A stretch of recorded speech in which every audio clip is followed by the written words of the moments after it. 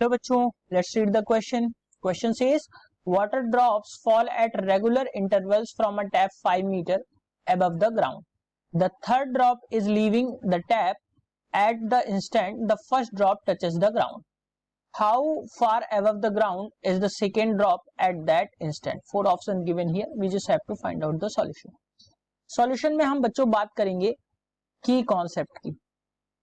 तो ध्यान रखिए, जब भी ग्रेविटेशनल के अलोंग कोई भी चीज जो फॉल होती है तो उसके लिए टाइम की वैल्यू अगर हम देखें तो t इक्वल्स टू आपको मिलता है under root 2h by g के बराबर.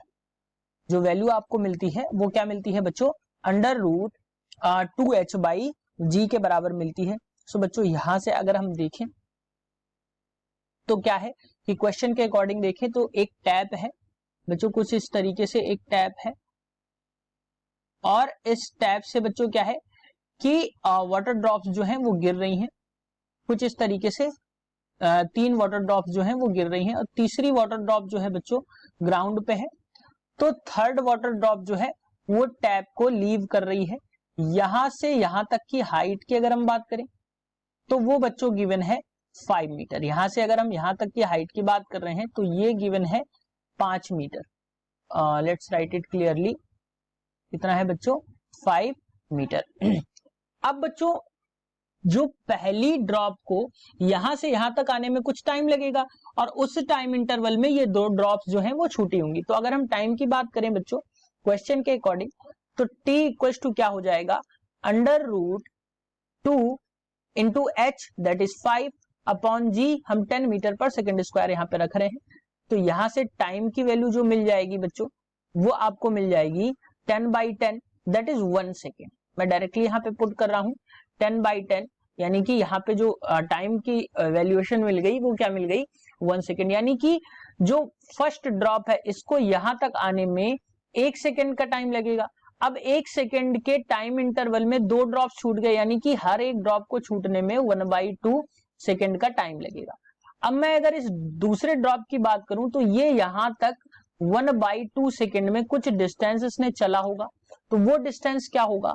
s equals to ut plus half a t square से हम देखेंगे. नेक्स्ट स्लाइड में इसको देखते हैं. तो ये जो डिस्टेंस चलेगा बच्चों ड्रॉप वो क्या चलेगा? हाफ सेकेंड में. तो वो मैं आपको दिखा देता हूं. तो क्या होगा बच्चों कि s is equal to U T यानी कि s इक्वल टू u की वैल्यू t 0 है तो ये 0 हो जाएगा. प्लस हाफ के लिए यहां से आ जाएगा बच्चों हाफ g यानी कि 10 इंटू टी स्क्वायर यानी 1/2 का होल स्क्वायर. सो बच्चों s की वैल्यू की अगर हम बात करें तो यहां से मिल जाएगा 1/2 इंटू 10/4. यहां से अगर हम देखें तो 2 5 10 तो यहां से जो s की वैल्यू आ जाएगी बच्चों 1.25 मीटर्स आ जाएगी. अब 1/2 सेकेंड्स में ये कितना डिस्टेंस चल चुका होगा बच्चों ड्रॉप?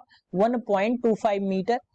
अब अगर हम क्वेश्चन के अकॉर्डिंग देखें तो क्वेश्चन पूछ रहा है कि ग्राउंड से ये कितना ऊपर होगा.